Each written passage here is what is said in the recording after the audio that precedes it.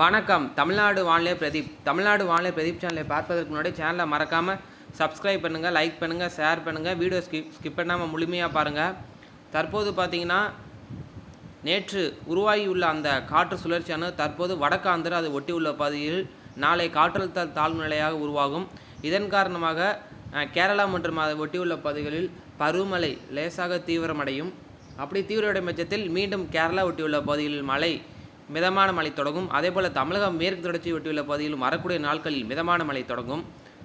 தற்போது தமிழகம் முழுவதும் மழை எப்போ என்றால் வருகிற 20ஆம் தேதி இலங்கை மற்றும் அதை ஒட்டியுள்ள பகுதிகளில் தென்மேற்கு வங்கக்கடலில் மேலடுக்கு சுழற்சி உருவாக வாய்ப்புள்ளது. அந்த சுழற்சியின் காரணமாக வருகின்ற நாட்களில் தமிழகத்தில் அதாவது 19ஆம் தேதிக்கு பிறகு ஆகஸ்ட் 19ஆம் தேதிக்கு பிறகு தமிழகத்தில் நல்ல மழை பெய்ய வாய்ப்பு இருக்கின்றது. குறிப்பாக உள் மாவட்டங்கள் மற்றும் தமிழக கடலோர மாவட்டங்களில் இந்த சுழற்சியின் காரணமாக நல்ல மழை பெய்ய வாய்ப்பு இருக்கின்றது. மேலும்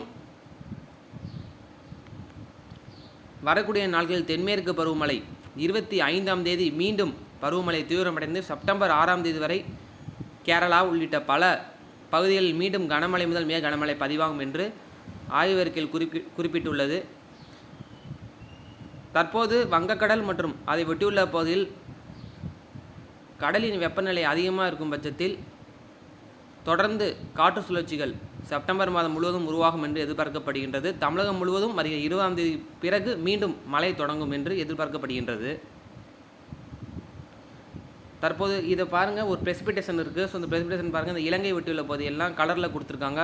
22ஆம் தேதி பிறகு 23ஆம் தேதி பிறகு தமிழகம் முழுவதும் மழை தர அமைப்பாக இந்த காற்று சுழற்சி இலங்கை மற்றும் அது ஒட்டியுள்ள பகுதியில் அமையும் என்று எதிர்பார்க்கப்படுகின்றது.